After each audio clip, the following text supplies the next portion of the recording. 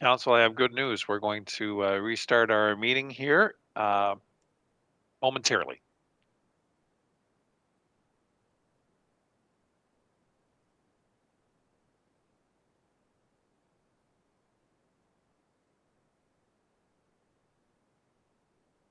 Okay, here we are. We're good, Colton? Good. Good evening, and welcome to this digitally enabled online budget committee meeting of the Council of the Municipality of North Perth, held on Wednesday, February 16th, 2022. I'm Councillor Alan Rothwell, Chair of the Budget Committee, and I'll call this meeting to order. I asked the clerk to note our starting time for the minutes as 7:14 p.m. We did have some technical difficulty, and thanks to our staff for resolving that issue and for counselors to make us aware that we were having an issue with our audio on YouTube. We acknowledge that we are on the traditional land of the Anishinaabe peoples. We wish to recognize the long history of Indigenous peoples in Canada and show our respect to them today. We recognize their stewardship of the land. May we all live with respect on this land and live in peace and friendship. Tonight's meeting is being streamed live on the Municipality of North Perth YouTube channel and will be available thereafter the meeting as an archive video. Anyone who is invited to speak will be recorded, and their voice, image, and comments will form part of the live stream. The chair and/or the clerk have the discretion and authority at any time to direct the termination or interruption of live streaming. Such direction will only be given in exceptional circumstances where deemed necessary. Circumstances may include instances where the content of debate is considered misleading, defamatory, or potentially inappropriate to be published. Thank you. Welcome to those joining us via the YouTube channel. Welcome to councillors, staff, and delegations who will participate in this meeting. At this time, I invite your decorum over the course of the coming meeting. I advise that we have attendance regrets from Deputy Mayor Kellum, who may be joining us later. Let us move to item 2 on the agenda, that the agenda for tonight's meeting be approved. And I will call on Councillor Andreessen. Are you willing to move that motion, Councillor Andreessen? Yes, thank you. I'm happy to make that motion. Thank you. Councillor Anstead, welcome. Are you willing to second the motion, please? Yes, I would second that. Thank you. Okay, we'll call the question on eScribe. Hopefully we're able to do this again. Good.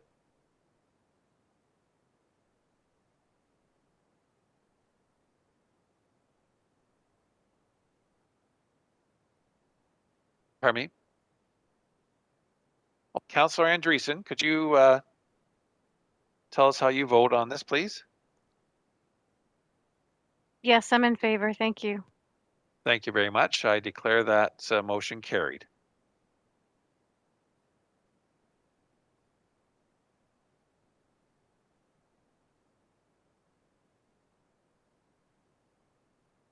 Let's move to item 3 on our agenda pertaining to pecuniary interest.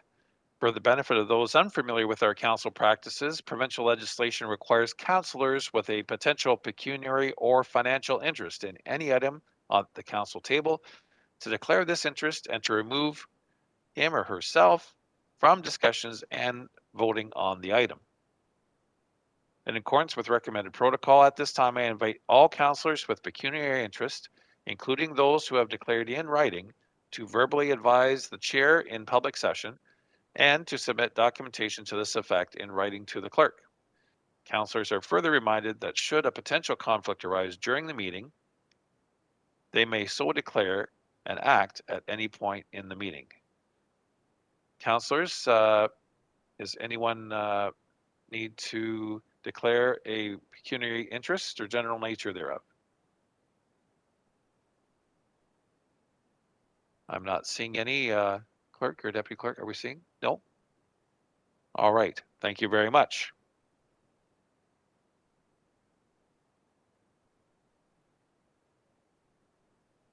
We'll move to item 4 on the agenda. Actually, before I do that, to explain our virtual processes, I will be trying to seek consent from various councillors as movers and seconders of the various resolutions and bylaws that will be put before us tonight. I will do this alphabetically. Should a councillor not wish to respond to the request, they may say so, and I will move to the next name on the alphabetical list. Regarding speaking to our business, councillors tonight will identify themselves through our conferencing technologies chat function. The clerk and deputy clerk are assisting me tonight in maintaining the speaking order from that source. Councillors are allowed on their turn to deliver a primary question or comment and may make one supplemental. We will follow speaking order carefully, and any councillor wishing to have a second say will have to indicate again and go to the bottom of the list. This is a normal process consistent with Robert's Rules of Order. Councillors are reminded that if I believe you are not audible, I will call on you. You do not need to ask if you can be heard. I will let you know if we cannot hear you. Councillors are further asked to maintain a mute state in the web conference until I have called upon you for a verbal reaction. Should any of your votes not show up on eScribe, I will call on you when things seem stalled to register a manual vote. At that time, take yourself off mute, answer yes or no on the motion, and then return to mute.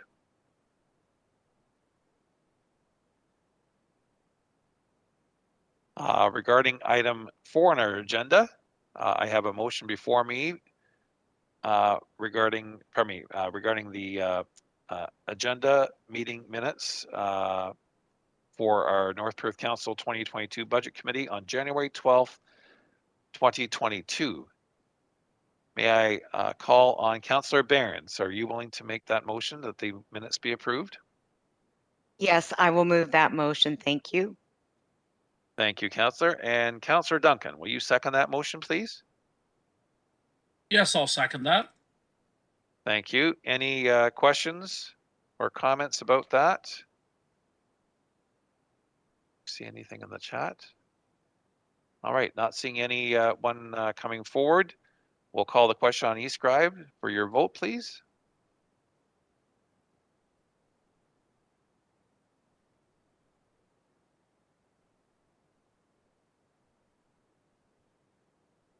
Andreessen.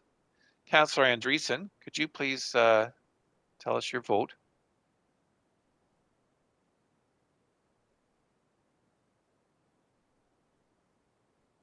Yes, No. I am in favor. Sorry, I'm having some technical problems. That's all right. Apparently it's more than just you and us, so that's fine. Thank you very much. With that, I will call this motion carried.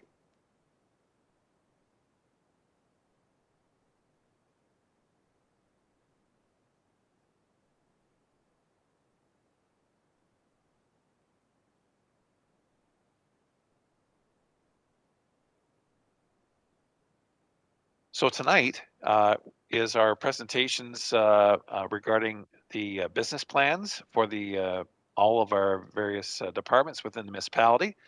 And I will call on our CAO, Chris Snell, to give an overview regarding these departmental business plans. And you'll see we have 9 of them listed here.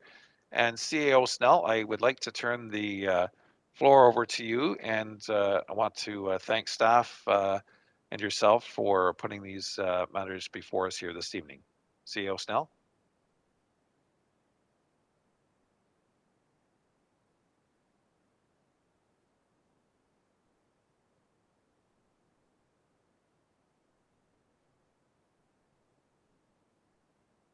CAO Snell, we can't hear you.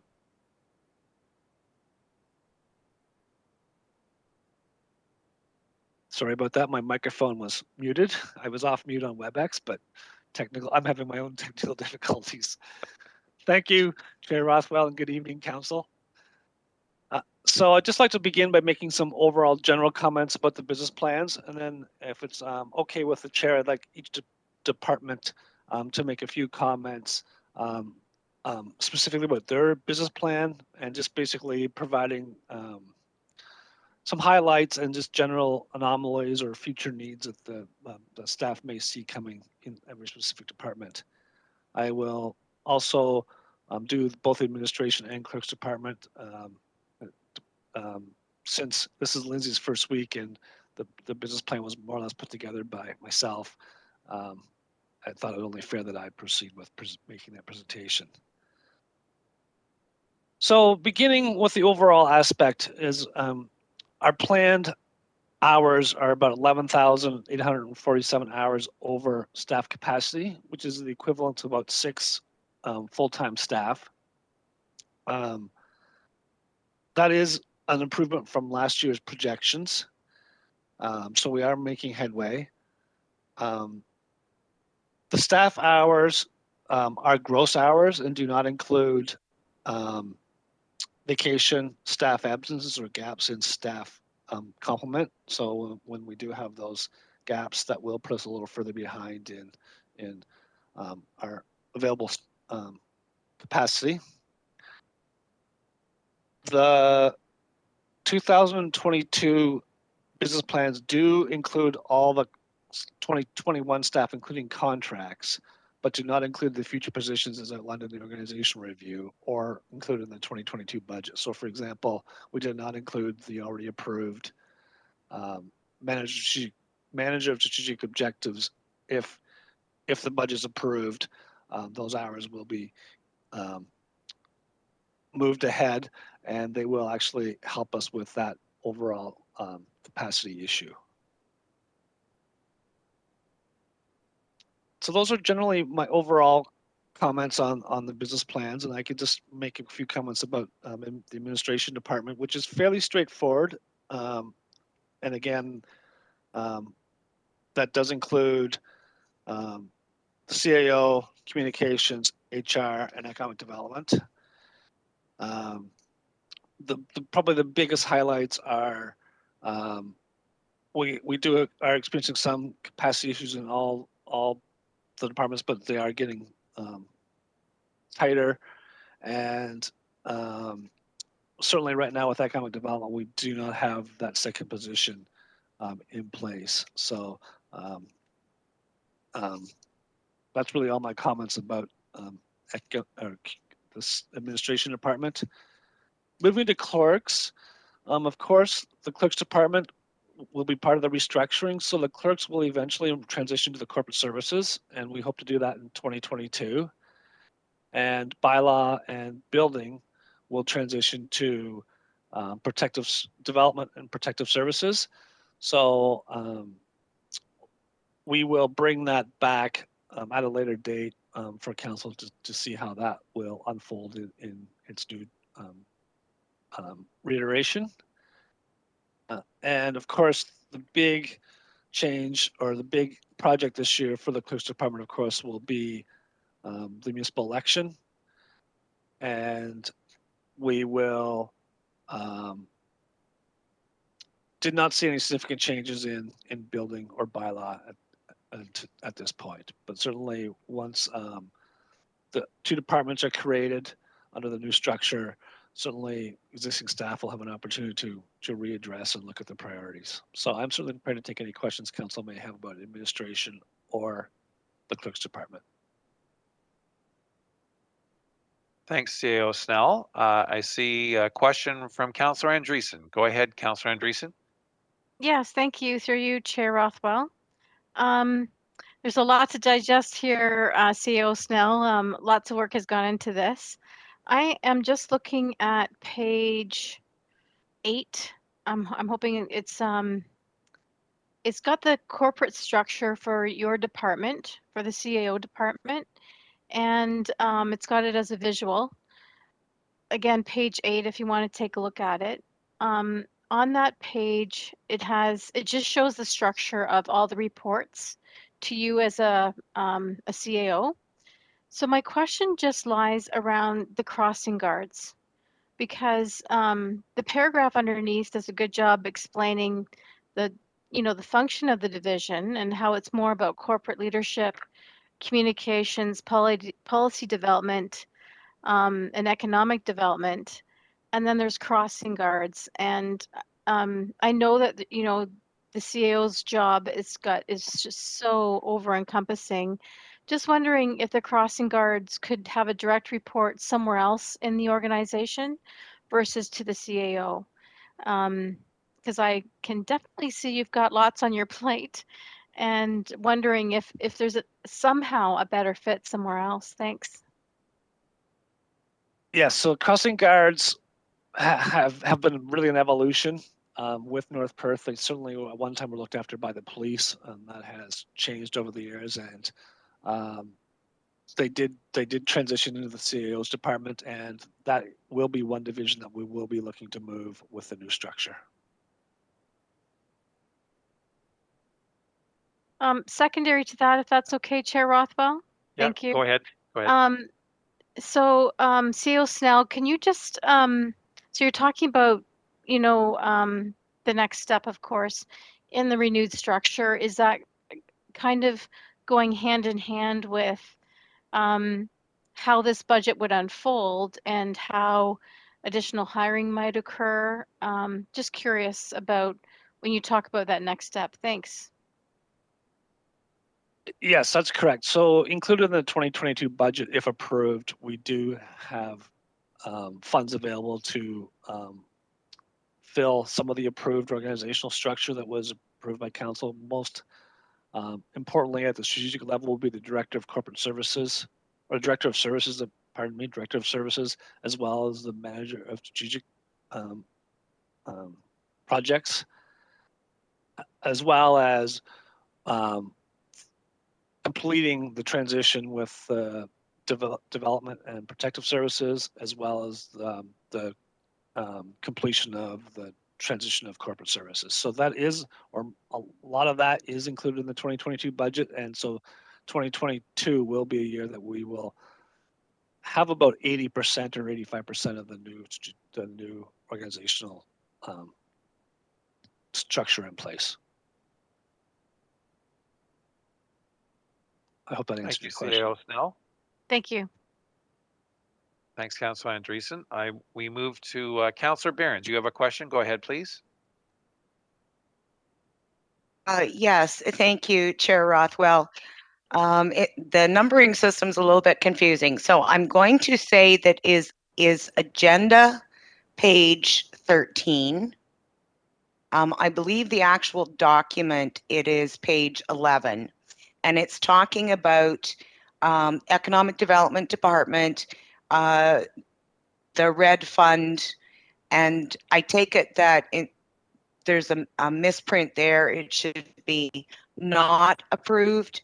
But then I noticed later on in this document, I believe it is on page 20 of the actual report, it suggests that we're going through with that anyway.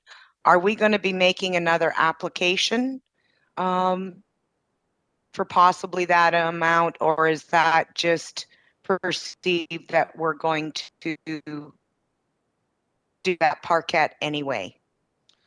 I do appreciate that these are quite detailed business plans, and I do for all the hard work put into it. It's just really a technical question. Thanks, Chris. So, so I can answer that. And probably the application's been submitted a couple times. So the first time it was submitted, we were not approved.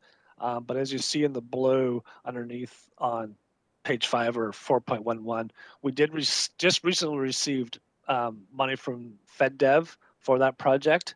And so that project will go ahead in 2022, and it was a capital project sheet again in this year's budget. So I do apologize for that confusion. It's been a bit confusing because we have applied more than once.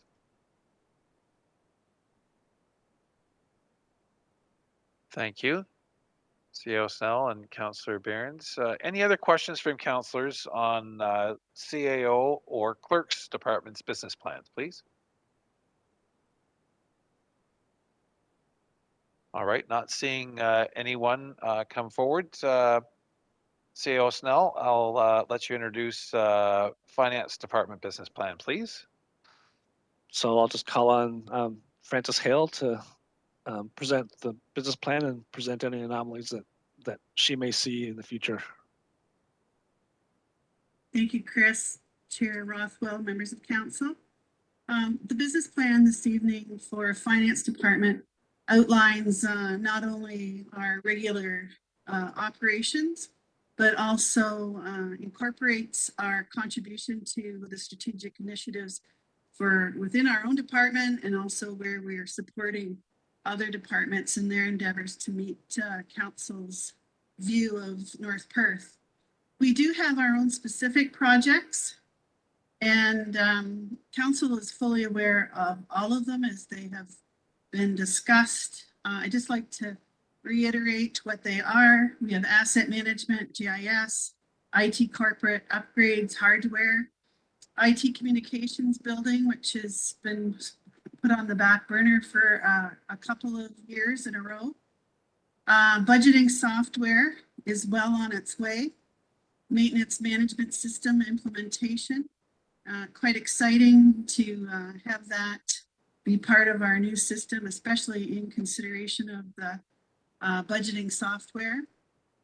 We're doing a procurement bylaw update. It seems like it keeps changing. It's a bit of a moving target.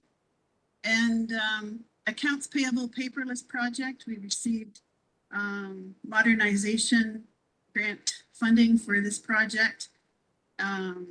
It was one of those items that KPMG had noted that we could identify some efficiencies, and we're quite excited to get that particular project going. And we also have received approval for a payroll human resource information system, and the grant funding has been approved. We have an RFP out as we speak currently for that particular project. And at this point in time, it hasn't closed yet, but we will be bringing that to council for further consideration. As you can see in this area, we definitely are under service with staff. At this point in time, we're looking internally to our group and realizing that our accounts payable and payroll person is definitely overwhelmed. I know you all know Karen, and that position definitely needs to have some help. We also have some items that we haven't been addressing in terms of reporting, and kind of overwhelmed sometimes with excuse me, grant application work, that sort of thing. So we do see where that seems to be the pressure point in the finance department, finance area.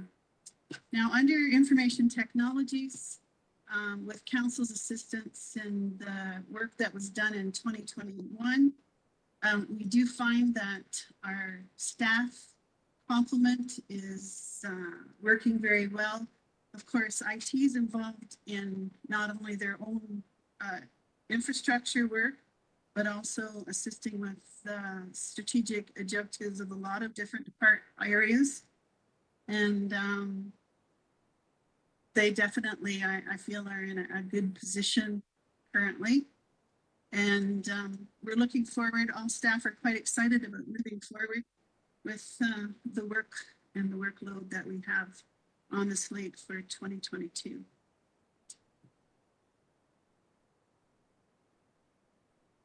Thank you. Thank you, Francis, for your presentation. I'm just looking for members of council if there's any questions regarding the Finance Department business plan.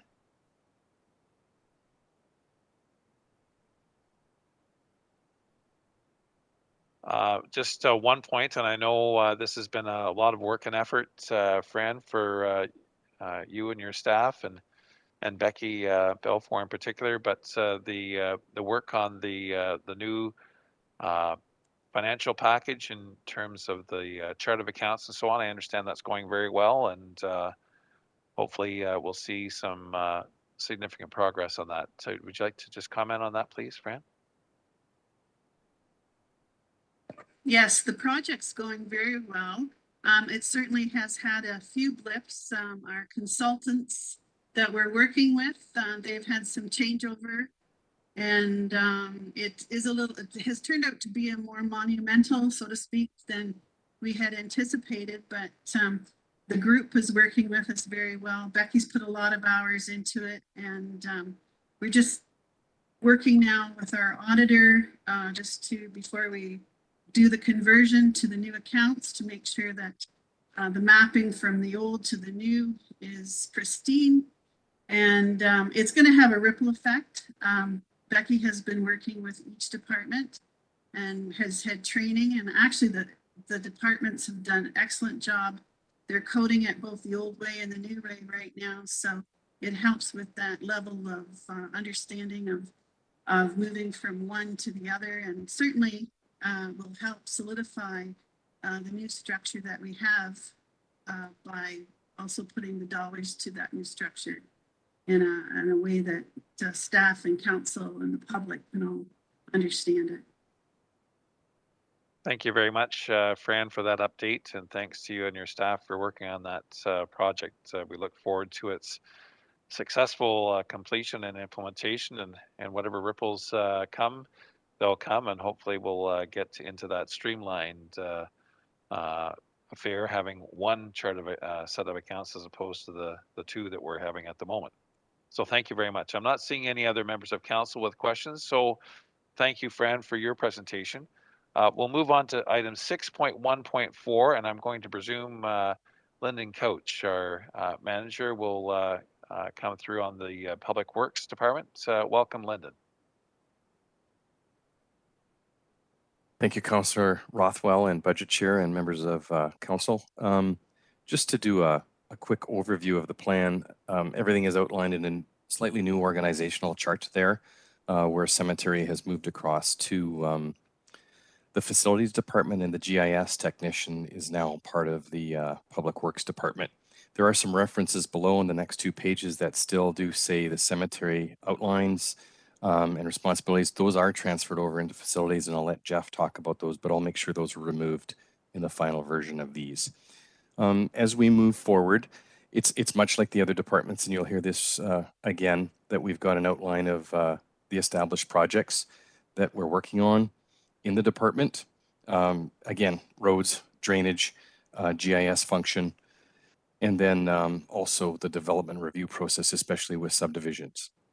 As we get to strategic priorities and the updates, the blue section talks about some major projects that are ahead for decisions for council, especially with the Transportation Master Plan being finalized in the first quarter. We're hoping that work has been expanded into a bypass evaluation and selection process that should happen in that first and second quarter as well. So we're looking forward to bringing information and an analysis through to council for approval in that area. The downtown core project is ongoing. We're waiting for outcomes from the master plan before we move into downtown core revitalization or any planning in that area. As I have already mentioned, the GIS technician is created. There's been some great strides there. We have an as-built library, basically a visual map of the municipal urban infrastructure in North Perth that is clickable to look at road information and road infrastructure. As we develop so quickly, this is a tool that we can give to consultants and third parties for information and to give quick answers as to our infrastructure and how we can change and develop with them. So it's been an excellent tool. Today, for example, the GIS tech was servicing a county need on a variance, our department, as well as finance. So we look at it as being a position that is service oriented for all departments and certainly is fitting the goals of the strat plan that were in front of us. So as we look ahead to 2022, the corporate priorities that are coming up, again, outlining pre-engineering work that needs to be done for our capital projects. We're trying to get a listing of projects that are shovel ready in advance for next year or the years following that. By doing so, we should be ready for funding opportunities as well as capital projects and be able to mix and match as we go depending on budget capability. Moving forward, there's a listing of, we can just scroll up. Yeah, thanks. Going to the departmental priorities. Yes, right there. Great. Thank you. Master servicing plan, as I haven't mentioned, but we are looking at modeling and a full understanding of the capabilities of the storm, the sanitary and water systems, both in Atwood and in Listowel. This is to service our developing future and to know where our capabilities are in terms of our systems and where our development is most attractive and most possible, and where we need to build out to in the future in terms of our infrastructure. We're continuing the core congestion trial, which is the one-way block, which should come back in the springtime to council for some final reporting on its functioning through the winter. The Atwood project is moving forward. Again, the mayor had orchestrated a meeting with the minister, and we are in active discussion with them on that project again and their resurfacing programs, which are intended to take place in 2024. So we're looking at detailed design for next year in Atwood for water main work and other work in conjunction with the ministry. Northeast Master Plan continues on. We're waiting for consent from the ministries of the environment, et cetera, to move forward with construction this year and tendering to happen shortly. Other than that, there's major projects, including the Davidson Bridge replacement that should start in July of this year, as well as normal other projects that are listed in total there. So just in summary, if we get to the hours section of where we are in terms of our capabilities, the total department capacity is around that 30,000 hours, and we can just scroll down knowing that these plans that we've mentioned that are additional projects and additional time and general overtime for our crews result in some bottom line numbers. And the bottom line numbers would show us that, you know, we would be over capacity to some extent, arguably half a person year to a full person year at 2,200 hours, depending on how you look at the 1,100 hours of overtime that are spent by operators, basically on winter and summer extra conditions and additional work. So to summarize, we have some half-time positions. We also have some part-time positions that aren't represented in front of you. Those might be nested into an additional recommendation of a full-time position, probably in the works yard as we try and service new subdivisions that are coming online. I continue to talk about that as we move through the years, and it'll probably come up again towards the end of the year and into the next budget year in terms of the needing of more staff, especially for the servicing of added infrastructure as we move forward. Other than that, that's a general breakdown of the major projects that are coming up, you know, where we sit for total capacities and where we probably have some needs coming up in the near future. I can answer any questions. Thank you very much, Lyndon, for that succinct presentation. Just looking for members of council. If there's any questions, we're just looking at the chat feature. Please let us know if there's any questions there, please. Councillor Seiler, go ahead, please. Terry?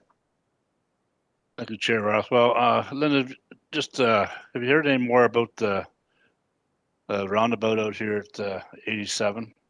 What could be happening there in the future? Thank you through your chair. At 87 and 165, or 87 and Highway 23, you're probably meaning Councillor Seiler? It'd be 87 and 23.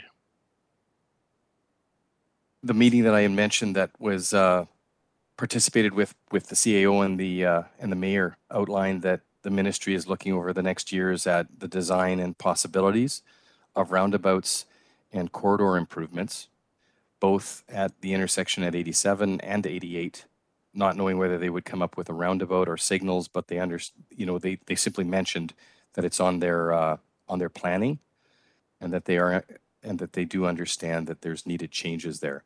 We did approach them and we did say we're looking at bypasses as part of our transportation master plan, and that intersection at 23 and 87 is essential. And we would like to know what their plans are as soon as possible, especially their design plans as we build towards that intersection. So they did say that they're reviewing that. They did mention roundabout or signals. Their studies are supposed to begin in the next year, and their construction window was out. I don't really recall the dates, but it's the 2 to 5 year window prior to them building. The CAO could comment, or the mayor. I thought they might have mentioned 2027 as dates of possible construction, but I don't recall. Yeah, Okay. just if I could add to that, I don't think there's specifically a date and time, but I mean they're in the pretty early stages design and examination. So I would think probably that 2 to 5 year window is probably closer to the 5 year is my guess. But we'll just continue to work with the ministry, and certainly they understood our urgency to know their plans as soon as possible so we can continue to address our local issues. Okay, thank you. Just my comment is that is a very important intersection to have done to make our bypass work, make it work proper with the trucks. Anyhow, that's good. It's good to hear that at least we have to have it on the table and we're talking about it. Thank you. Thank you, Councillor Seiler. Lyndon Couch, you have an additional comment? Go ahead, please. I had typed that just prior to Councillor CAO Snell's comment. Indeed, we can build up to that intersection. It shouldn't slow down much of the work that we would have planned in the next few years for the bypass if that was involved in it, but we would know exactly where to stop to allow them to build. Thank you, Lyndon.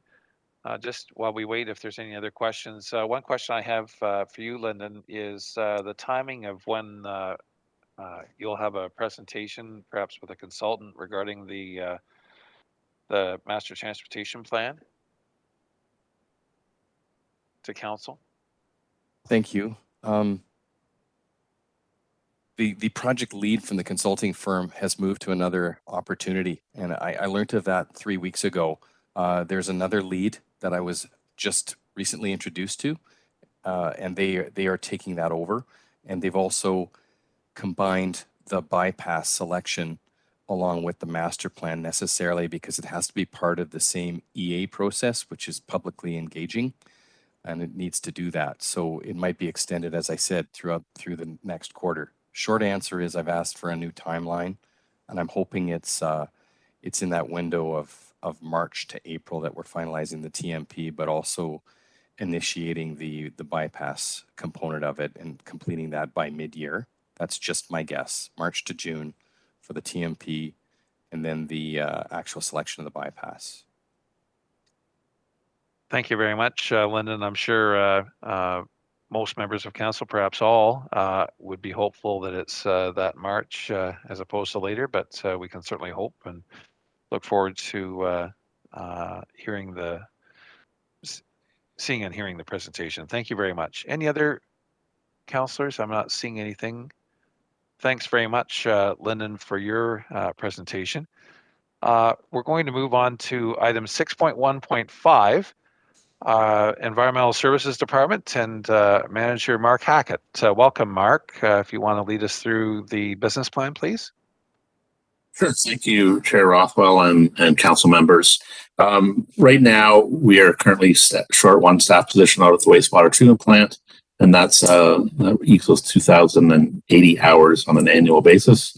And we're hoping to have that position filled shortly. And we also just recently, the climate change coordinator resigned her position for another opportunity. That climate change is now under environmental services. That was one of the changes from last year. That is another 1,820 hours annually. So we're not sure exactly what we're doing with that yet. We've had one meeting and we're having another one soon with the group that includes the City of Stratford, Town of St. Mary's, the County of Perth, and the lower tiers to decide on how to proceed with the remainder of this year and into the future with the climate change position. So I'll have more information about that hopefully soon. So combined, we're short approximately 3,900 hours from what is presented in the as our full base hours. However, I'm expecting that will be not too much of a problem this year, as we'll be filling those positions. They're included in the chart, the org chart, and we'll have that filled this year.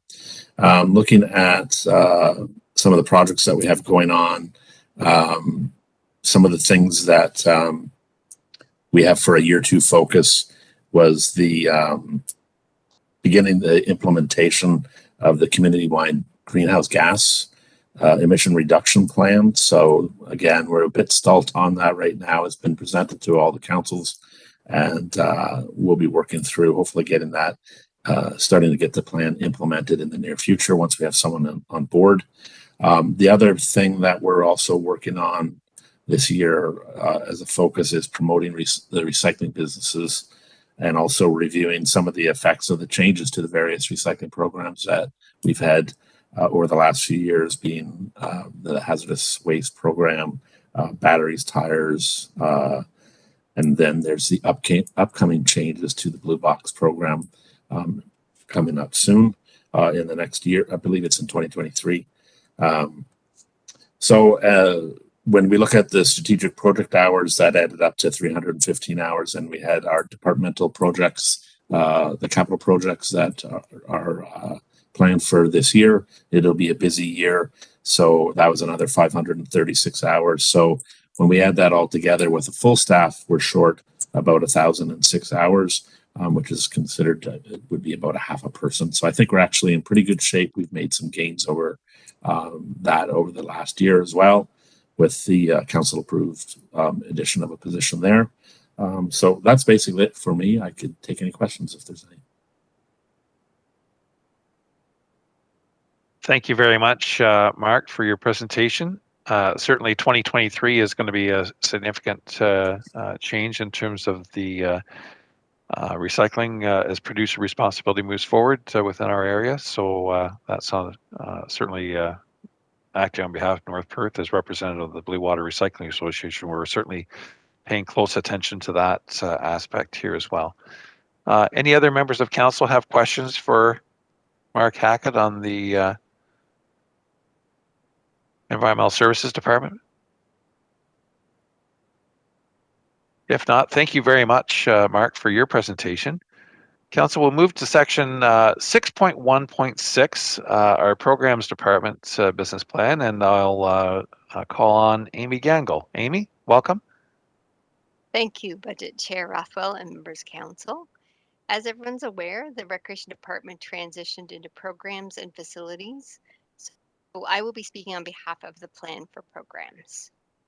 Despite the pandemic, throughout 2021 and 2022, and into 2022, the program department has been able to provide quality childcare and early on services, as well as community and recreation programs while meeting the frequently changing COVID-19 guidelines. This included the return of swimming lessons, summer camp, community programs, and the addition of the Lonely No More workshops. While a combination of formats is still being implemented, more focus is on in-person programming is gradually occurring. Increasing participation levels and customer retention are the key measures of success in our department's ability to respond to community, to maintain great quality of services and programs while being fiscally responsible. This supports the program department's charter of fostering a sense of community through quality programs. We continue to build relationships with community partners, seek ways to collaborate and monitor services provided to fill gaps where needed and able. We continue to support the Community Character Initiative, and we sit on the Community Safety Wellbeing Partnership Council for the municipality of North Perth. As with many employment sectors, our department's biggest challenge is staff capacity. We will continue our focus on staff recruitment and retention, specifically for childcare, aquatics, and camp programs. Not only will this approach help us in the current times, but will set us in a stronger position to meet the future program needs of our growing community. In 2022, we plan to collaborate with the Finance Department to investigate program software system options, as well as with the Facilities Department to develop a business plan for Galbraith Conservation Area. This was an item removed from year one. Opportunities for council's future consideration. We will continue to seek alternative funding sources for future programs, and we're going to monitor our department's future administrative capacity needs this year. I will note there's an update in the calculations of the online version of our hours. The correct overcapacity hours is 668, not 1504. My apologies for that.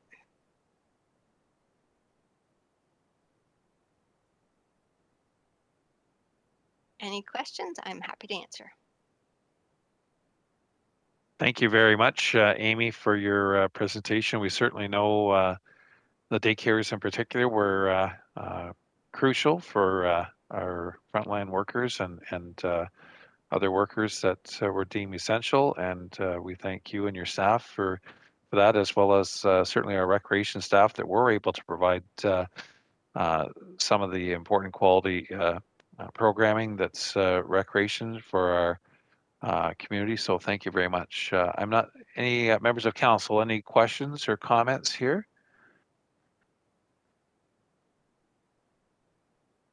Councillor Anstead, go ahead, please. Welcome. Thanks, Chair Rothwell. Thanks very much, Amy, for the report.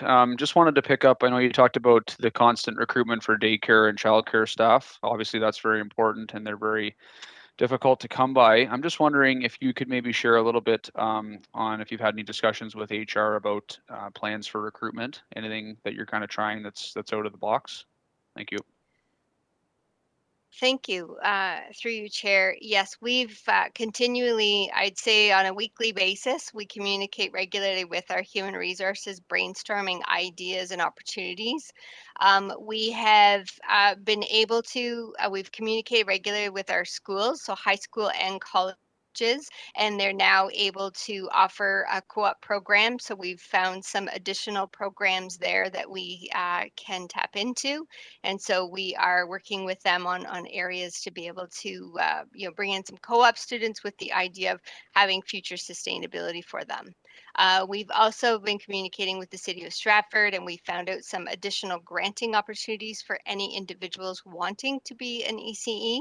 So we have shared that with our staff and communicating that with anybody who has that interest.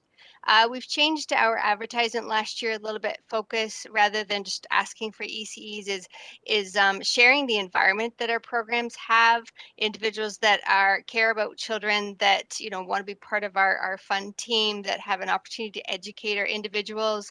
Having that appeal for having individuals, so that those that are applying for the position are applying for the right reasons, and those are the members of the team that we want to have with us, that we have a better chance of sustaining them.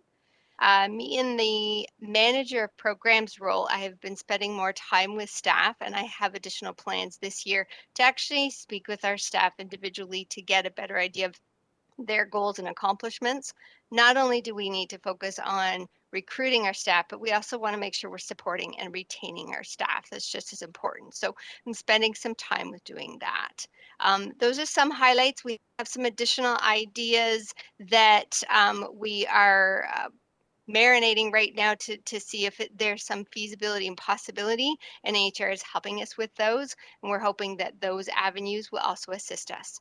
I guess one other thing is, last year we spent, having been under the program department, we have recreation individuals who provide day camps who are 18 and older, who would qualify to assist with education assistance. And we actually opened up that for those individuals. So we had some that were working at day camp, but then weeks that they weren't there, they were helping us out at our childcare centers. It was a great opportunity for our young student staff to get more hours, get experience, especially those that are wanting to go into ECE or go into teaching. And we've been fortunate as some of those have stuck with us for the fall period of time, because many of them are doing virtual education. So we've been able to, help. It's been a good partnership that way. So trying to think of those avenues and areas that we can, wherever we possibly can. We are open to any ideas anybody else has, and we will continue. We attend workshops. We've been brainstorming with the province on some additional ideas. That sounds great. Thanks, Amy. Thanks very much, Councillor Anstead, and thanks, Amy, for your response, and thank you very much to you and your staff. Moving forward to section 6.1.7 on our agenda, Facilities Department Business Plan, our manager, Jeff Newell. Welcome, Jeff. Could you please guide us through the year plan here for your department? Thank you. Good evening, Councillor Rothwell and members of council. Most notably, changes to our facilities department.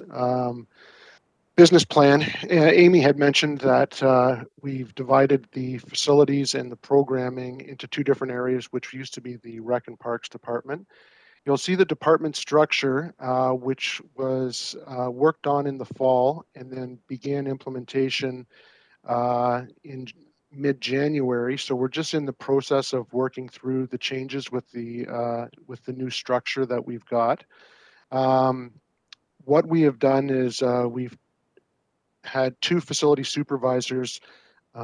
We pared that back so that we have one, but we needed to address maintenance in our non-recreational facilities. So we redeployed one of our previous supervisors to that role. That maintenance foreperson that we have on the structure would look after our non-recreational facilities, custodial staff, and special projects. You will see as part of the capital budget presentation, as well as the business plan, there's a very enthusiastic approach to project management. We're taking on about 23 projects this year that would be capital in nature. Over and above our typical work that we've got are our departmental responsibilities, and those would be our parks and facilities management and operations, looking after the horticulture and beautification of parks and green spaces, trails maintenance, facility operations for emergency purposes, the parks and recreation development, municipal facility maintenance, so that's including our libraries, childcare centers, administration building, etc. And our capital projects, cemetery operations, which are now part of the facilities department. Lyndon had mentioned that earlier. That's transitioned as of September, and Perth Meadows operations are also included as part of the facilities structure. We will be continuing to lead on a number of strategic priorities, identifying partnerships and effective delivery of services, developing our facilities that support multiple uses and allow them to evolve and be repurposed in our community. We'll be contributing and supporting in a number of different initiatives with other departments as well. Some of the other work that we're looking at doing beyond our capital projects would be the staff training and support under the new structure that we have, recreation asset management, facility condition assessments, developing interdepartmental maintenance expectations and standards with our other departments, provide support to the community hub project, working with dog park groups, dealing with work locations and the number of staff that we have with overcapacity issues at our administration building. So there's a large number of activities that are happening beyond our capital projects, which are also numerous.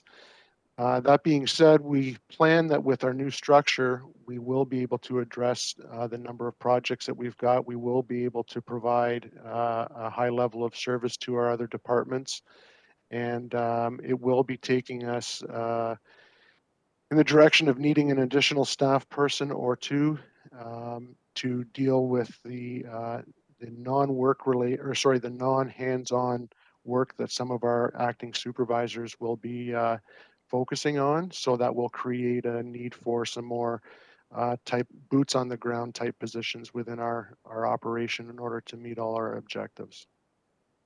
I'd be welcome to field any questions that any member of council may have.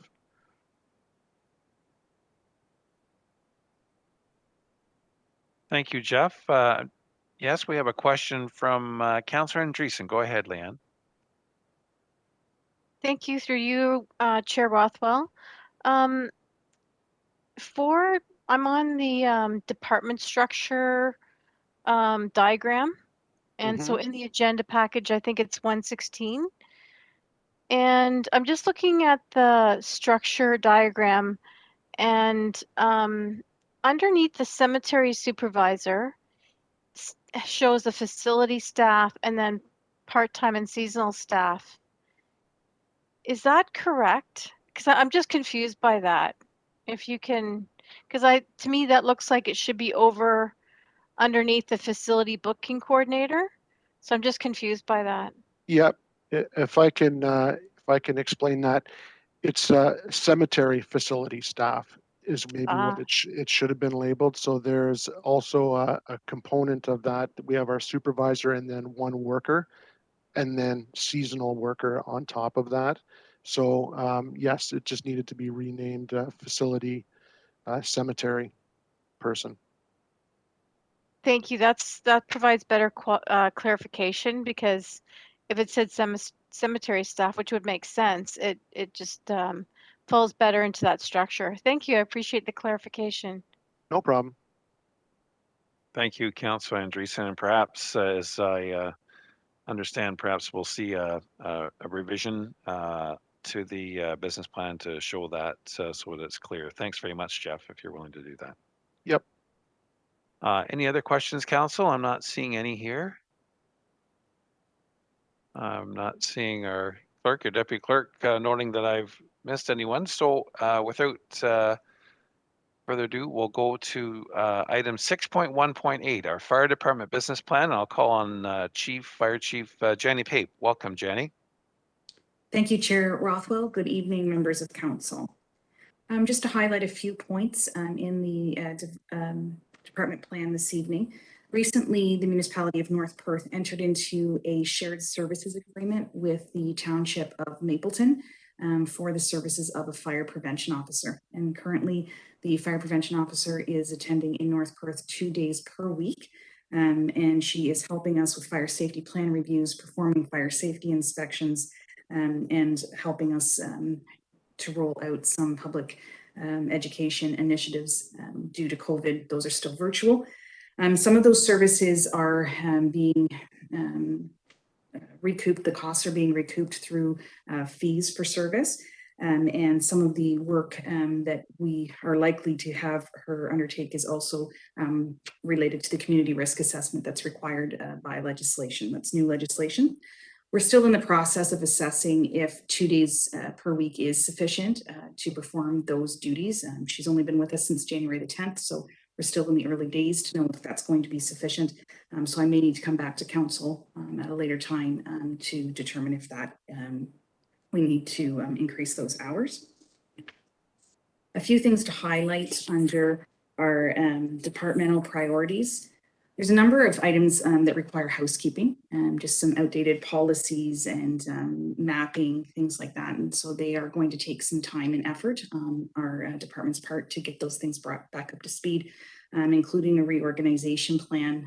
We do have some retirements of some key players, volunteers, and so just looking at a larger plan there.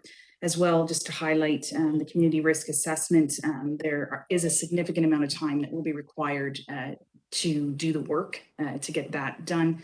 And that is not required to be completed until June of 2024, but we are starting that work now.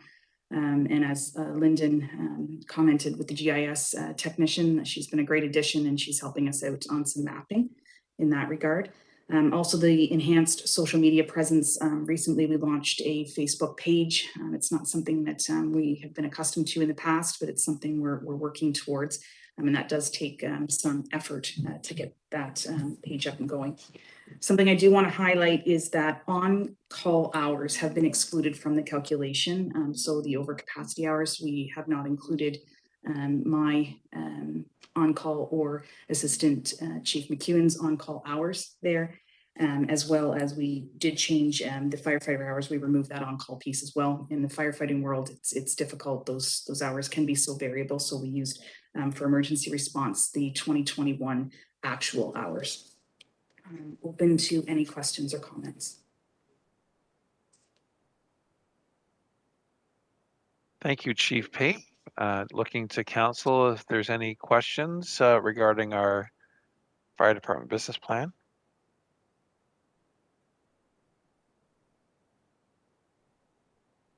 I'm not seeing any here, so thanks very much, Jenny, for your presentation.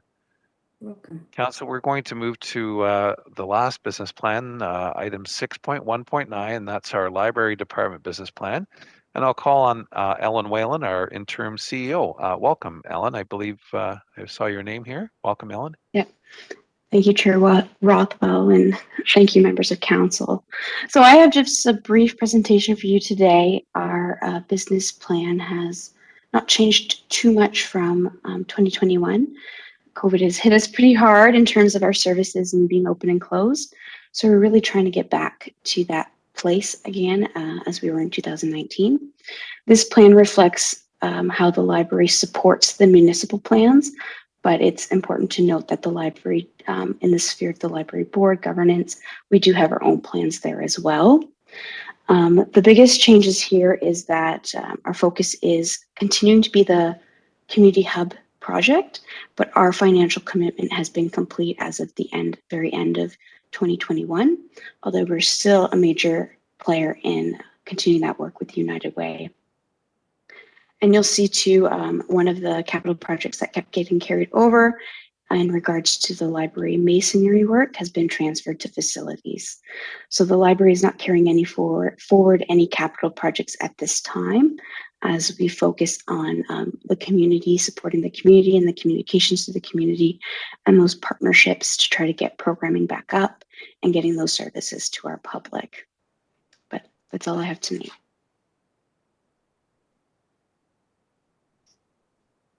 Thank you very much, Ellen, for the briefest of all the reports of the business plan. However, certainly know that our libraries were significantly impacted in terms of COVID, but still able to offer those services. And thankfully, the online presence was very helpful. Like yourself, I'm sure there's many others that do look forward to attending the newest of the libraries in Moncton here to see some sort of open house at some time. But any other questions from members of council to Ellen regarding our library department business plan? All right, I'm not seeing any there. So CAO Snell, can I turn this back over to you for closing summary comments with respect to the business plans? And then after that, maybe we can have a short break before we go into item 6.2 and so on. So CAO Snell, go ahead, please. So thank you, Chair Rothwell. So based on this is council's first opportunity to see the 2022 business plans, we did want to have the conversation and discussion tonight, and we will make any of the necessary amendments to the business plans and then bring them back at a future council meeting for adoption. And certainly in the meantime, if council has any further comments or questions, certainly reach out to the appropriate department head and we'll try to address those. But that is the plan, and hopefully we'll have them at the first meeting in March.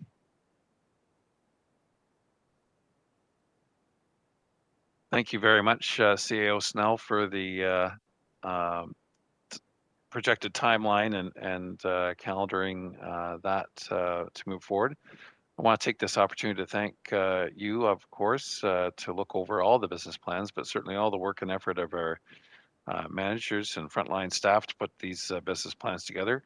Council certainly and our community rely on our staff to be able to put these plans into action to provide services that our community expects and appreciates within our community. And I want to take the opportunity again on behalf of council to thank you and our staff for making these presentations. And I'm sure council looks forward to any other questions or comments at that meeting in March that you mentioned. Thanks very much. Council will just, it's about 8:15 here. We're going to take just a 5-minute break, and then we'll, here, pardon me. There we are. It's a great thing that we've got staff here to ring the bell for me. Councillor Andreessen, before we have a break, go ahead. You have a question for CAO Snell. Yes, thank you. Through you, Chair Rothwell. Again, these business plans are very helpful, and it's great to see the effort that's been put into them. It really puts it out front and center about what the role is of each department and the work that's being done. I continue to be struck by the ratio of staff time to the ratio of actual staff, right? And the amount of overtime that is required for all of this work. And it's something that we discussed last year, and I know it has improved. I certainly see the improvement.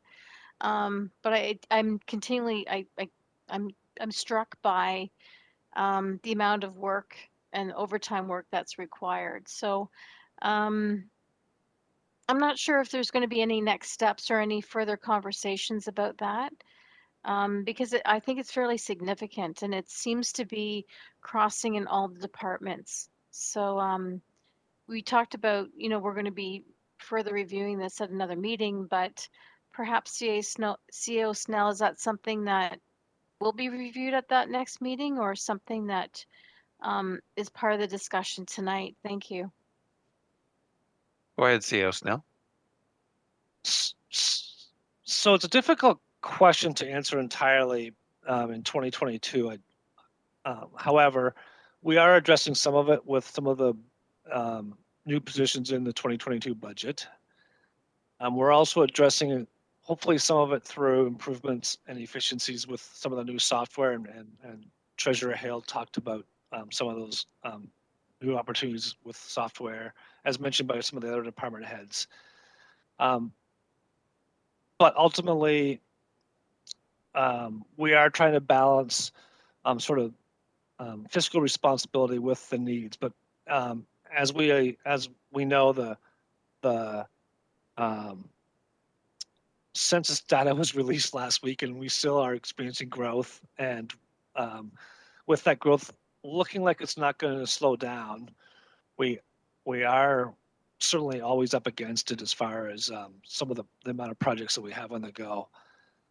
So once we sort of work through the organizational structure in 2022, we may have to have further conversations with the council to see where we're at, because we can only push staff so hard. And I certainly want to thank the current management team at North Perth for getting us this far. We've done a really good job, I believe, in handling the growth and handling all the expectations of the community. But we do want to be cognizant of making sure we don't stress staff out too much with their workload. So it may be a conversation that we have to have at some point in 2022, but we are hopeful that the new organizational structure does provide us some more bodies and some efficiencies as well. Okay, thank you. Thank you, Councillor Andreessen. Thank you, Chris, for your comments. So noting that it's 8:20, we'll just take a short break and we'll reconvene at 8:25. So council, we'll see you back here in 4 minutes. Thanks very much.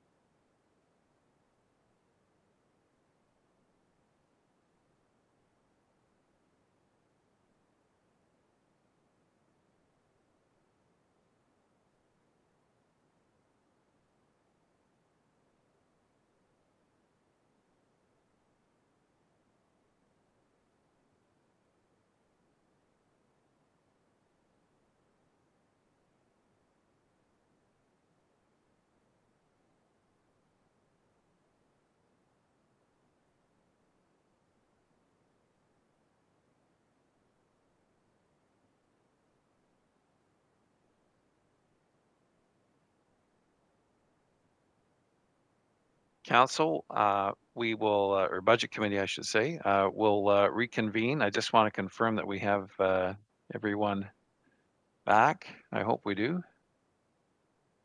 I'm not going to do a roll call here. I don't think I can anyway. There we are. So Council will reconvene here. Item 6.2. So this is the budget ebook. And I believe I'm going to call on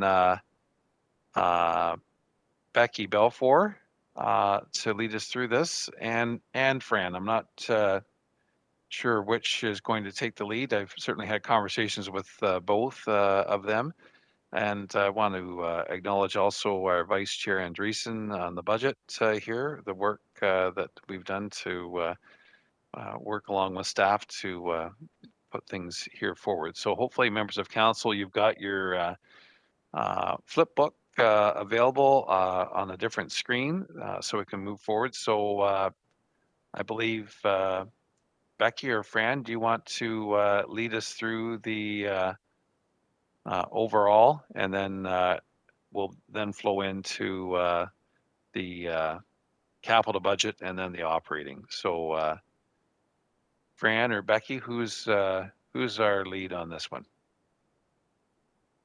I'll take the lead on this one. Thanks very much. I was really not going to take you through step by step or page by page of the overall budget. In my reports, any changes that have been made, those sheets have been replaced and the old sheets have been taken to the very back of the budget presentation. So you can see what the old was and then the new. And each one of the items between the operating and capital have been itemized, and you can see then those changes. So if, without any further ado, Chair Rothwell, I could lead right into the capital portion of the agenda. First of all, I'd like to say thank you very much to Alan and Leanne. It was great working with both of them throughout this process so far this year, and I'm looking forward to our virtual presentation. We're getting that well underway, and depending on how tonight goes, we'll continue with that tomorrow. So at the December 8th and the January 12th meetings, capital budgets were presented to council in the combined project data. Also, council was presented with a ranking of each project, which I believe council decided to move forward with all projects. We did have some adjustments, so around $240,264 of an increase since the December 8th and January 12th meeting. I've itemized those in my report. So it was the wastewater treatment plant roof was an additional 80,000, from 80,000 up to 190. The listable bypass, we added an additional 45,000 to the capital budget. The AVL upgrades, we added 45,000, and then accessible doors and ramps for the St. Mary's childcare, we added 40,264. At that final meeting on January 12th, council asked staff to go back with the special initiative projects. I believe it was talk to the irons in the fire, so to speak, projects that council had been discussing, and we're looking for some dollar values. So senior staff met. We discussed the projects, affordable housing initiative, which is an effort to address the need of affordable housing for North Perth, utilized for preparation of an action plan, donation of land, or monetary donations. There was the climate change project, with initial steps to be taken, develop an implementation plan, greenhouse gas reductions, and participation with other municipalities within Perth County. And then there was the North Perth Agricultural Excellence Strategy Plan, with specifically outlining potential value of added projects for agri-food. A consultant will lead the initiative with extensive involvement for key stakeholders and potential partners. Reviewing past studies, developing priorities, determining potential value-added projects. So in looking at all of those projects, senior staff really we're still struggling with coming up with some numbers for council, as at this point, there's still so much uncertainty as to what that dollar value could be. So they felt if we just put in the strategic or special initiatives page on our capital projects, and they will come back to council for future costs of what that might be, and the amendment could happen at that time. As you know, capital projects are funded by segregated surplus, user fee, tax levy, development charges, grants, donations, sale of land. And these are all, capital is totally separate from operating. So that being said, we are sitting at $16,808,483.63 in capital projects for 2022. Of that, 7,400,000 approximately are carryover projects, and the balance of 9.3 million are new projects. So if council would see fit, we could move forward with this amount for the virtual presentation to the public on February 23rd, 2022 to seek public input. Thank you very much, Becky, for your reports and presentation.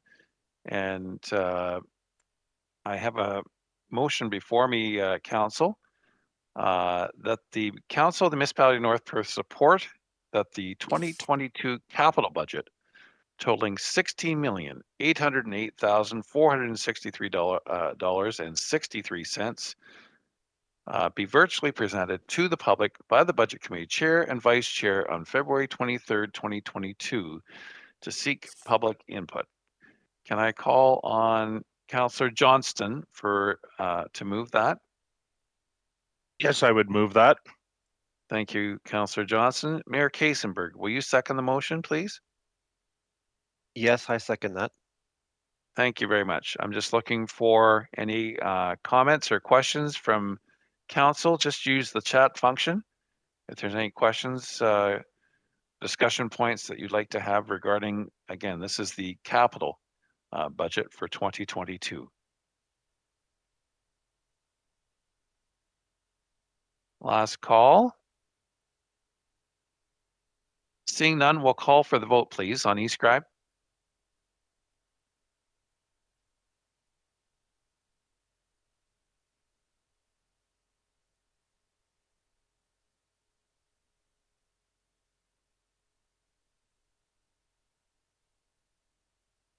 Yes, we have everyone in.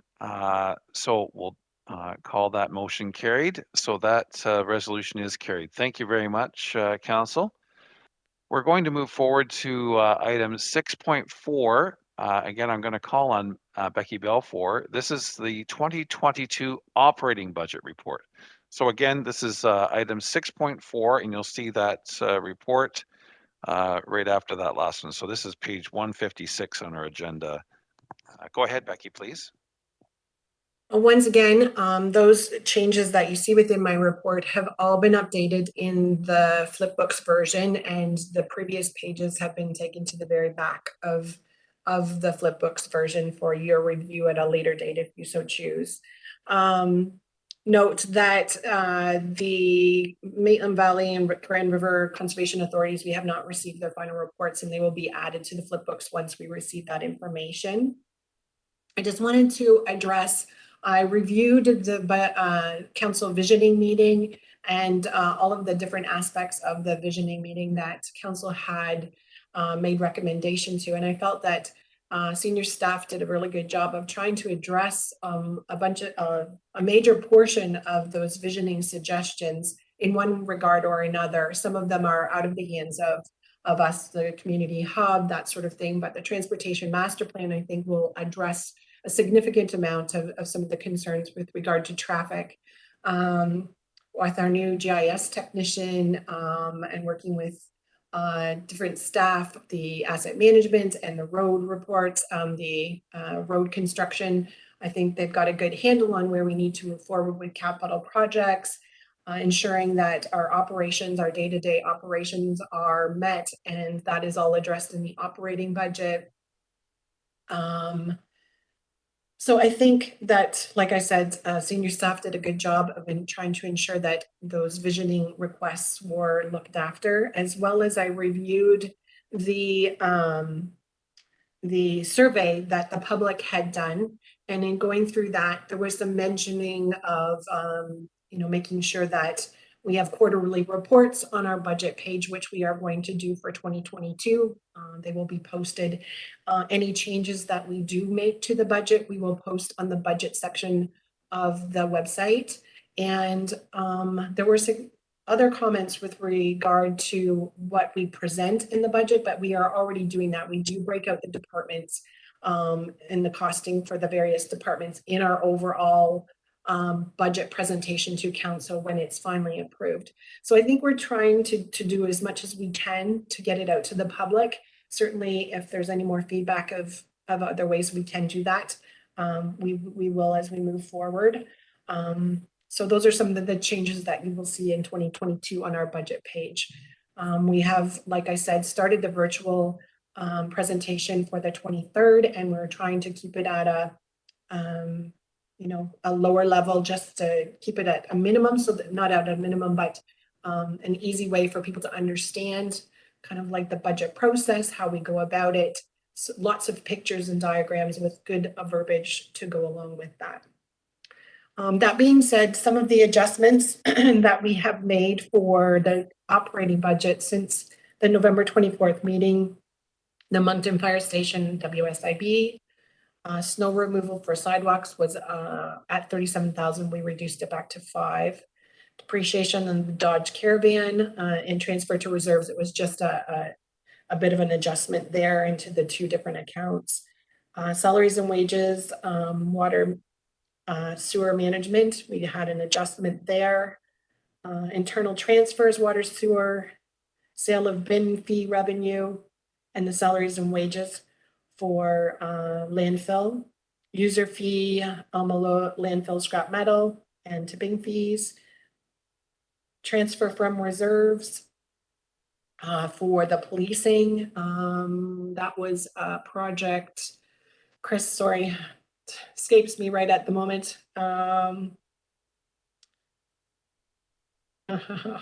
I apologize. Chris, can you help me out with that one? That was a project that we received grant funding for, or we were going to take it out of reserves from the cannabis fund. Right, so that's a community safety and well-being plan. Well-being. That's right. Sorry, I apologize for that. So And we transferred some of the cannabis funds we received to offset some of the expenditures for the initial year of the community safety well-being plan. Yes, thank you, Chris. Just a small change to the actual levy amount that we had started out with. And then the balance went to the business plan transfer to reserves. It netted to 0 in overall total amount to the tax levy amount. So that being said, Sarah, if you could put up the tax rate page for me. All council should have received the tax rate page. So between the county, the They're just working on it right now. Becky, just hold on for a moment. We have it on screen here in the council chamber. We're just changing something here.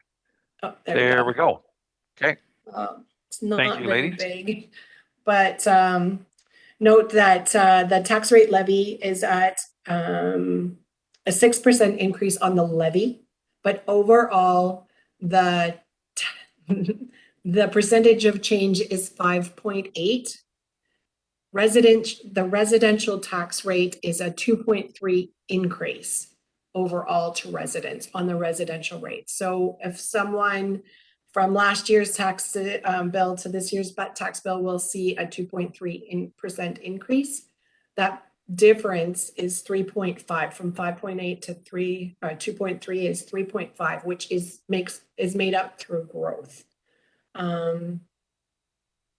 So like I said, we are at a 6% increase on the levy.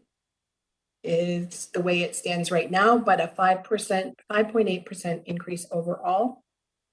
Residential rate will see a 2.3% increase, and that is because of growth from growth in assessment. So if you have no further questions, we'd like to approve or the virtual or have council support for the virtual presentation on February the 23rd of a tax levy of 16,731,205.68. I'll entertain any questions at this time. Yes, thanks very much, Becky, for your presentation. I want to thank our clerk and deputy for toggling back and forth and making it somewhat more legible on the screen with a magnifying glass, I might say. But anyways, it was there. So I note Councillor Richardson. Welcome, Matt. Go ahead with your comment, please. Thank you, and through you, Chair Rothwell. Thanks to all staff and Becky for presenting this. I do think it's important that when we go to the virtual presentation of the budget, and I do appreciate you putting it on. I've asked for it for years, and the last couple I've actually got it, having that per day rate, because I do understand that there is a large misconception with the citizens of North Perth of how property taxes are actually paid based on your assessed value. Because everyone will see the 5.8% increase and think that that's the gold standard for what their taxes are going to go up. So I do appreciate having that daily rate on there.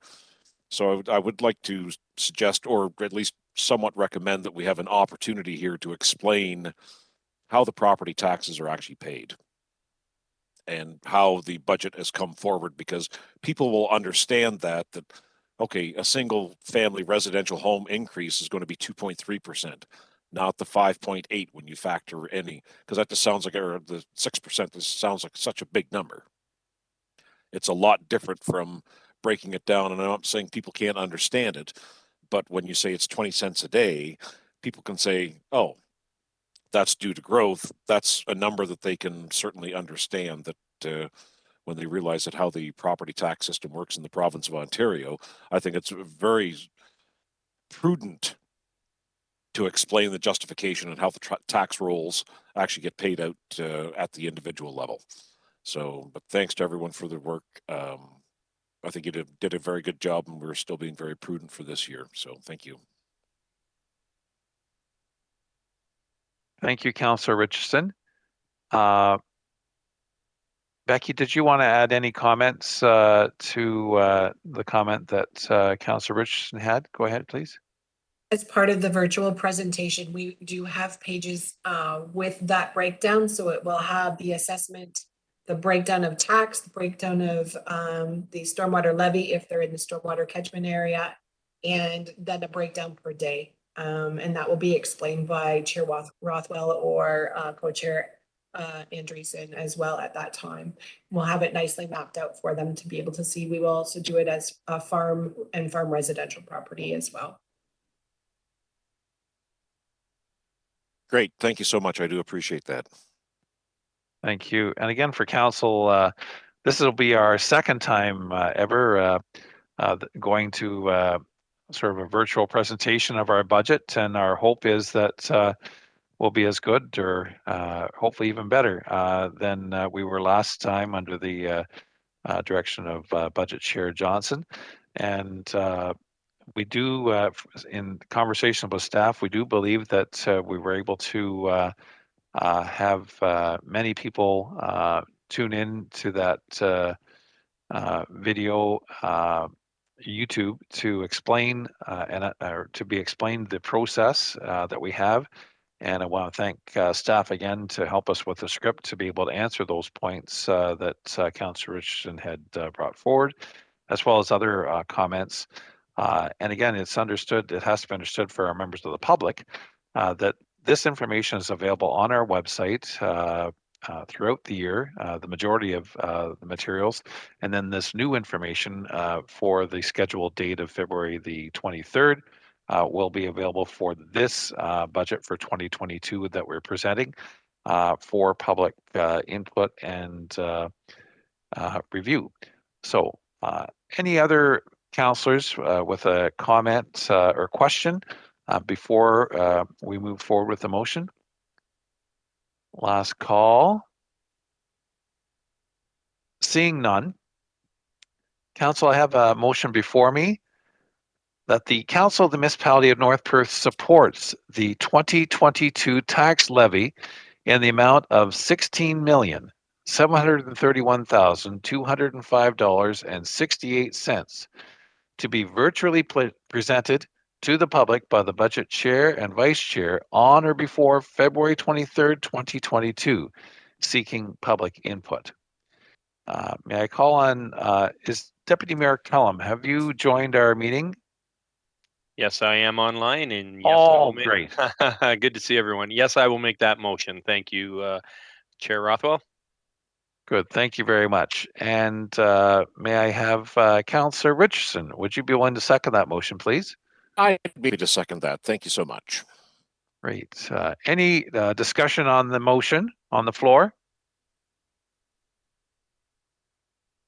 Seeing none, we'll call the question in eScribe. Thanks very much.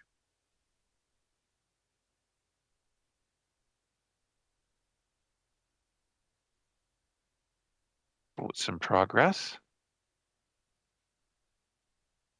Yes, we will declare that resolution carried. Thank you very much, Council. One other item that we're going to now. So this Perth Meadows budget, I believe, came out in a, yeah, there it is. That's in our agenda package. That's page 158 in the report or in the agenda. I'll call on Jeff Newell, our Manager of Facilities. Jeff, go ahead, please. Good evening again. This report indicates that the Perth Meadows Committee considered the 2022 budget and approved it for council consideration at their meeting on February 2nd. The proposed budget includes monthly rate increases for both the townhomes and suites, which were established for council last June. You would see in the budget that there were some changes made with, instead of just a percentage increase, we did increases to hydro and gas.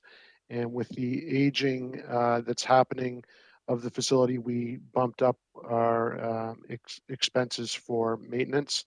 And so there was a slight increase in those three cost centers. Also, as part of the capital budget that we've been talking about, is the new asphalt for the driveways for $40,000. So that was presented as part of our capital budget as well, but it's also in this report.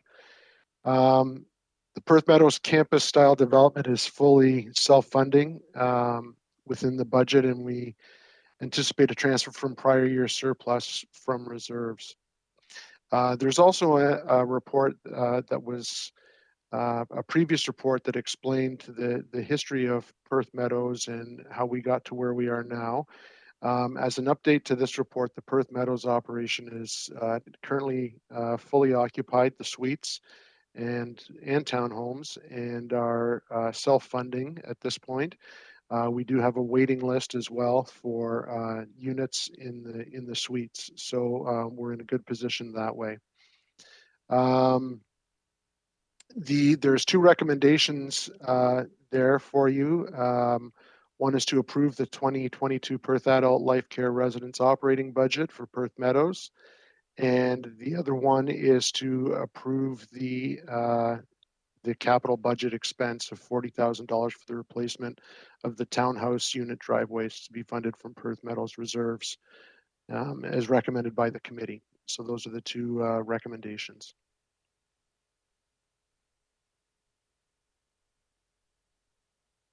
Thanks very much for your report, Jeff. Members of council, do you have any questions on the Perth Meadows budget proposal for 2022? Seeing none, we do have a motion before us here, Council. Again, as Jeff pointed out in his report, that the Council of Municipality of North Perth approved the 2022 Perth Adult Life Care Residence Operating Budget for the Perth Meadows development as presented and recommended by the committee, and that the Council of Municipality of North Perth approved the 2022 Perth Adult Life Care Residence capital budget estimated cost of $40,000 for the replacement of the townhome driveways to be funded from the Perth Meadows reserves as recommended by the committee. And Councillor Seiler, would you be willing to move that, please? I'd be glad to move that. Thank you. Great, very important, seeing how you're on the committee. I appreciate that, Councillor Seiler. And Councillor Andreessen, would you be willing to second that motion? Yes, I'll second that motion. Thank you. Thank you very much. Members of council, any questions or comments before we call the question on the motion? Seeing none, council will call the vote on eScribe here, please.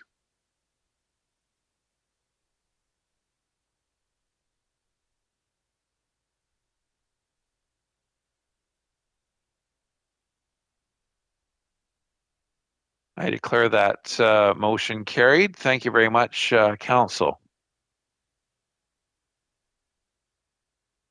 We'll move to item 7 on our agenda for council direction. So item 7.1, this is council comments and direction. That is our item that we have before us here now. Council, we have seen a lot or have presented a lot of information here tonight in terms of the 9 business plans, as well as an overview of both the capital and operating budgets, as well as the Perth Meadows proposed budget as well. We have made resolutions on each of those last 3 items, the proposed capital budget, operating budget, and Perth Meadows budget. Are there comments that any individual members of council want to make at this point? I'll just entertain those through our chat function. And just while you're considering that, I want to again go a little bit further than the emails that we sent out to all members of council regarding the reasons why we had postponed our 2 previously scheduled budget committee meetings. One was scheduled for last week, and then 2 weeks prior to that.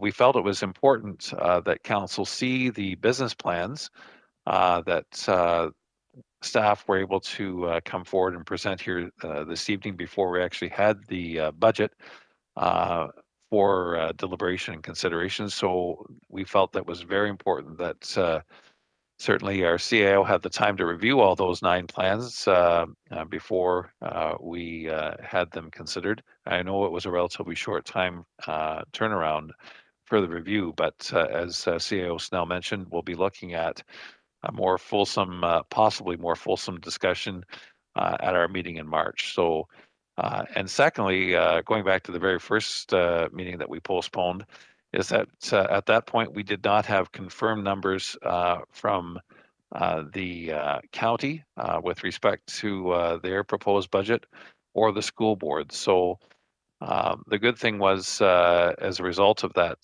those decisions, was that we had a full meeting agenda here this evening where we had all of the information before us, and certainly knowing the county's proposed budget as well as the school board's budget through the province was crucial in coming forward.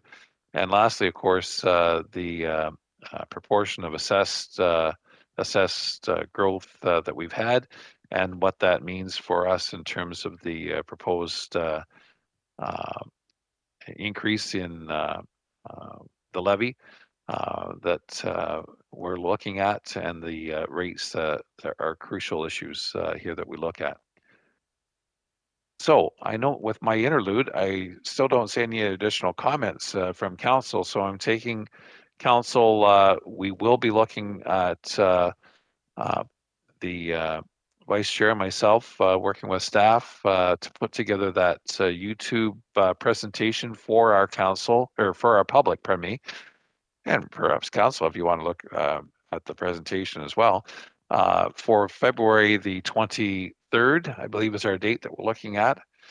I'll have to make sure I have a haircut and so on for that day as we move forward with that presentation. So without further ado, if I see no other comments here, so that's our council comments and direction. Was there anything further that we needed from that staff? CEO Snell, was there anything further that you were looking for from council on that? No, I don't think so. Thank you. Thanks very much. I appreciate that. So council, we'll move to item 8.1, which is our confirmatory bylaw. And council, I have a motion before me that bylaw number 31-2022, being a bylaw to confirm generally previous actions of the Council of the Municipality of North Perth, be introduced, read and considered read a first, second, and third time, and be finally passed, and that the said bylaw be signed by the budget chair and the clerk and sealed with the seal of the corporation. I'm looking for a motion. Councillor Anstett, would you be willing to move that? Yes, I would move that motion. Thank you.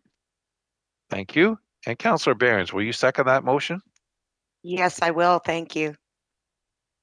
Thank you. Any discussion on that point? If not, we'll call the question on eScribe staff, please.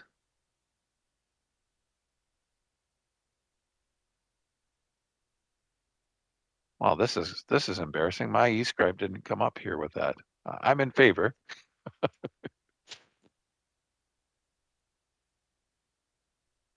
So with that, I'll declare that motion carried. So that's the bylaw.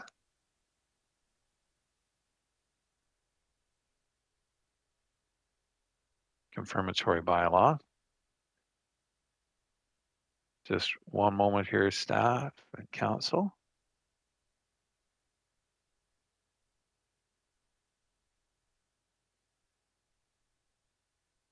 Councillors, we've completed our deliberation and taken action on the business that has come before us tonight. I do have a motion to adjourn, but before I do that, I just must say that certainly in 2 hours will be the start time of the Women's Olympic Hockey game, Canada versus USA at 11 p.m.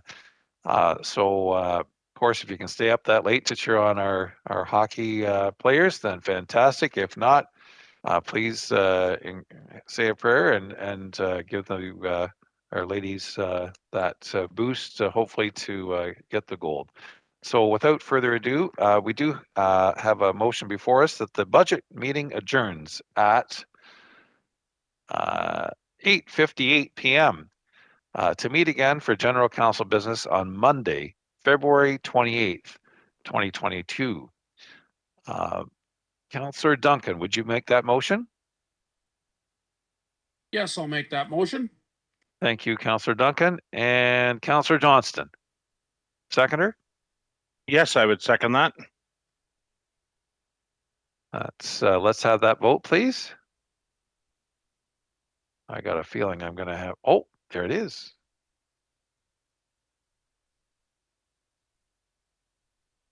Well, there's good news. I'll declare that motion carried. So thank you, council and staff, for your work here this evening. We bid you all adieu and cheer on our hockey players for the gold tonight. Thank you.